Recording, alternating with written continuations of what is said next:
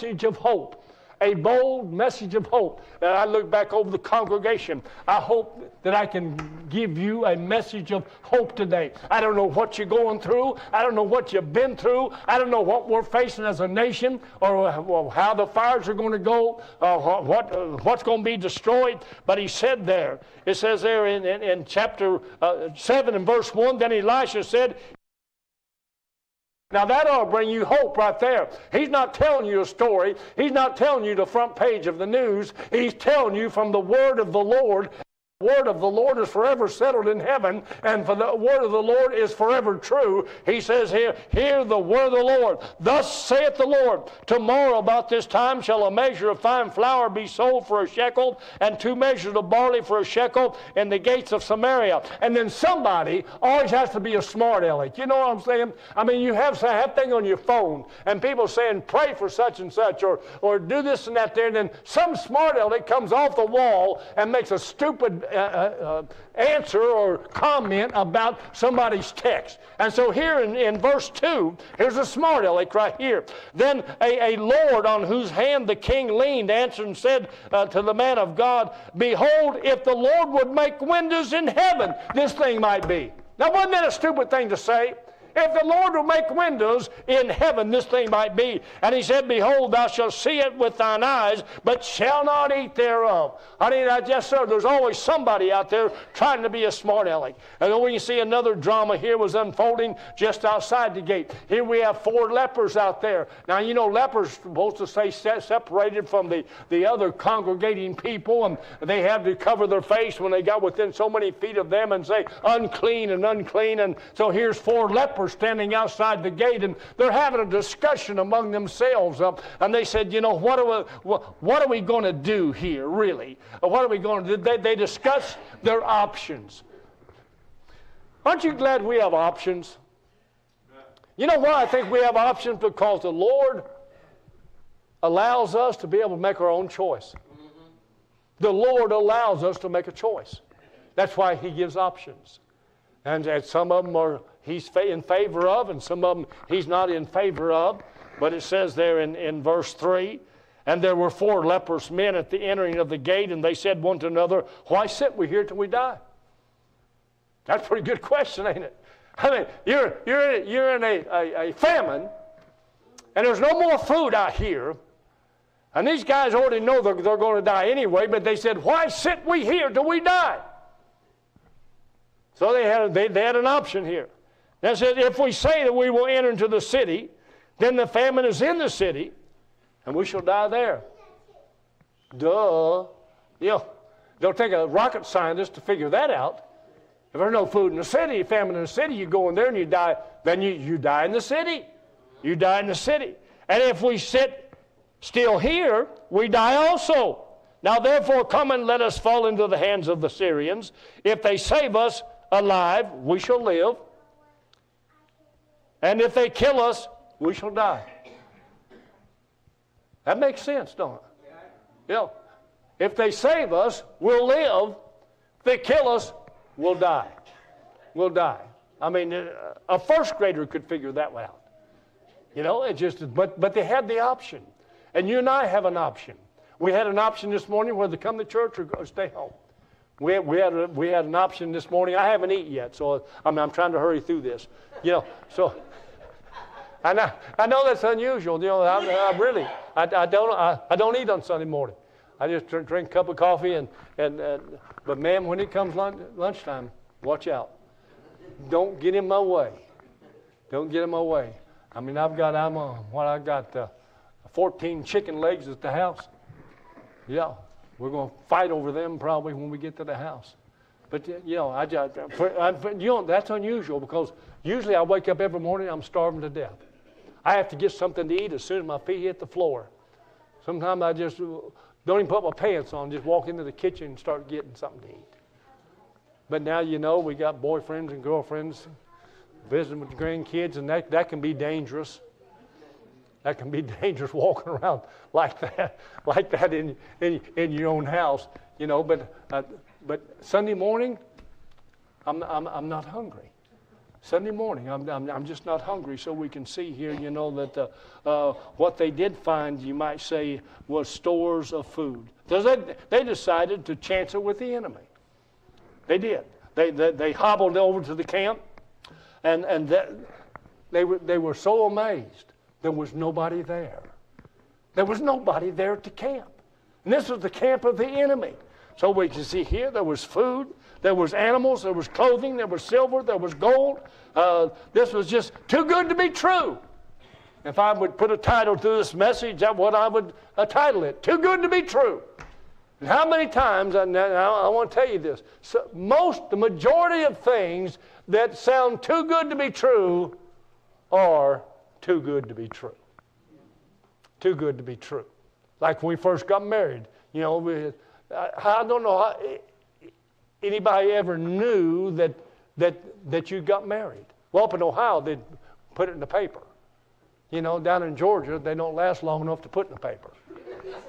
You know, so they put it in the paper so everybody knows who got married. Everybody knows who got married. So you have encyclopedia salesmen knocking on your door. Hey, who asked for him? I'm just passing through the neighborhood. I see you're newly married, and like to just a few minutes of your time. Oh, this could be good. You know, just a few minutes of your time. And just by allowing us to give you the sales pitch, give you a set of steak knives. Yeah. Made in China, of course. But, you know, we had gone to Dollar General and got them for $5, but you got set for this guy's few minutes of your time, which turns into, you know, an hour and a half. Same thing with a sweeper salesman, you know, knocking on your door. Well, I don't know about what kind of sweeper you had when you first got married, but we had one of those Electrolux tube sweeper. You know, we had one of those things. He's knocking on our door. Just a few minutes of your time.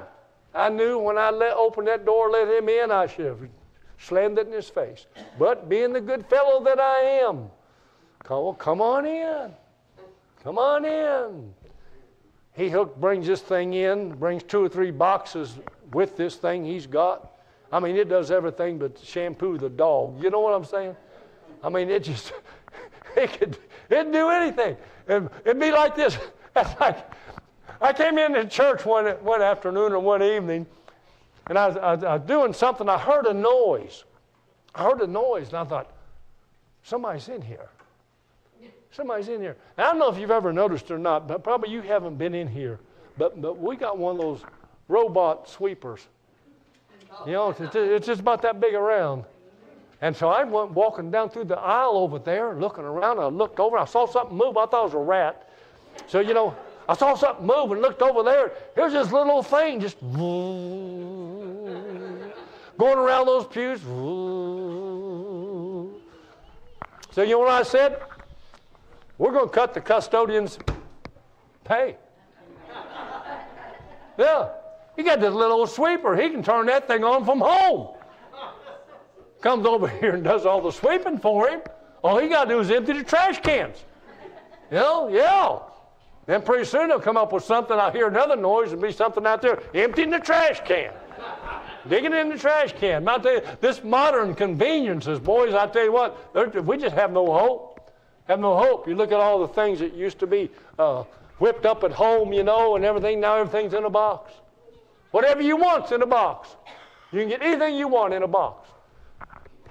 But you got to add those special spices and things in there. My oatmeal, 1 cup of water, 1 cup of sugar, 1 cup of oats. Put that in there and let it boil. Put that oatmeal in there. Buddy, I tell you what, if that don't light your fire, nothing will. Yeah, try it, Denise. Don't make a face. 1 cup of water, 1 cup of sugar. Let that baby come to a boil. You watch that water change color. Yeah, it just kind of turns looking like a syrup. You know what I'm saying? Yeah, lift the spoon up and it just drains down. Just drains down. Yeah, but try that right there. But he said if Lord will make windows in heaven. I'll get through this maybe tonight. Just, my mind just goes. I'm sorry. I'm sorry. I'm trying to make a point here. Too good to be true. That's what you'll say when you eat that spoonful of oats. That's just too good to be true. Yeah. Went to Kathy's grandma's one time. We was dating. I went over there. She wanted to fix breakfast, and so she gave you a choice. Those Buckeyes, they don't go with eggs and bacon and ham and gravy and biscuits and all that stuff. It's either oatmeal or cereal. So I said, I'll take the oatmeal. So Kathy brought something over in a bowl. I looked at it. And I asked her, I said, what's that? She said, that's oatmeal. I said, you're going to be kidding me. That's oatmeal? I thought we were going to paper the walls. I thought it was wallpaper paste. Just as white as could be. But just one of those things. But we can see here, the Lord said, Smart Alex said, if the Lord make windows in heaven, that's the way this thing could be. That's the way this thing would be. Then we see over in verse 9, the 4 lepers realized the great need to go and share this good news. They said all this stuff. And they said, hey, over in verse 9, they said this here. Then they said one to another, we do not well this day or today. Day is a day of good tidings, and we hold our peace. If we tarry till morning light, some mischief will come upon us. Now therefore come with us that we may go and tell the king's household. So they got in there and they found all this stuff. They said, well, it wouldn't be good if we didn't go tell it. We got people starving to death over here. We got people that are really in bad shape, and we need to share it. So, they found God's grace and provision was enough to meet their need. And I found that to be true, and I'm sure that you found that to be true. If you're a born-again, saved child of God, somewhere in your Christian walk of life, you have found out that God's grace and provision is good enough to meet your need. We not only have life, but we have it abundantly. Over in John chapter 10, verse 10, the thief cometh not but to steal and to kill and to destroy. I am come that they might have life and that they might have it more abundantly. Are you enjoying the abundant life? Or are you sitting around humped up, whining about this, whining about that? Things aren't going your way, so you're just upset. We live in the day of grace. And thank God for that. 2 Corinthians 6 and 2. For he hath said, I have heard thee in a time accepted, and in the day of salvation have I secured thee. Behold, now is the accepted time, and behold, now is the day of salvation. So you and I need to go tell. Those lepers realized they need to go tell the good news that what God had provided. So we can see that's one of the lessons that we've learned. The second lesson is not sharing is sin. If God has blessed you, and you see somebody else in need, what should we do? Help them if at all possible. Help them if at all possible. So we can see we sin when we keep it to ourselves. Keep it to ourselves. I tell some people, you can't take it with you. Okay? So if you're happy, you got a roof over your head, clothes on your back, you can do what you want to do, eat what you want to eat, and this and that there. Why do you want more?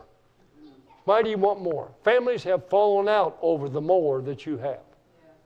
Once mom and daddy's gone, then the family fusses over this or fusses over that there. But if we have enough, we ought to share it. It's a sin not to. It's a sin not to. So then we can see the third thing we ought to look at is the result. If we don't get the word to them, they're going to die and go to a devil's hell. And you know what my Bible tells me? My Bible tells me over in the book of Ezekiel, it tells me this right here. Ezekiel chapter 3. Now I've heard also the noise of wings of the living creatures that touch one another, and noise of the wheel over against the noise of great rushing. So the Spirit lifted me up and took me away, and I went a bit in bitterness in the heat of my spirit, and the hand of the Lord was strong that I came to them of the captivity of Nelba, that being by the river. And the Lord said, Son of man, I have made thee a watchman unto the house of Israel. Therefore hear the word of my mouth, and give them warning from me. When I say unto the wicked, thou shalt surely die, and thou givest him not warning, nor speakest to warn the wicked from his wicked way, to save his life, the same wicked man shall die in his iniquity, but his blood will I require at thine hand. It's our duty to warn people. They may not accept it, they may get mad at us, but I'd rather have somebody mad at me to know that I told them the truth. To know that when they stand before the Lord, they say, well, I didn't know. They'll always think back to that old preacher that they couldn't stand then, had warned them that they would go to a devil's hell if they didn't get saved. And so that is just, like you might say, the lepers found it too good to be true. You and I have experienced it. It is too good to be true. But if we have the Son, we have life. We have eternal life. And you must be born again. Must be born again. Let's stand to our feet, do a song of invitation. You say, well, preacher, we're all saved. Well, that's good. That's good. But are we really doing what we're doing? Are we sharing what we got? Are we warning people of there is a hell? Are we warning them if they don't get saved or born again that that's where they will wind up at, is a devil's hell?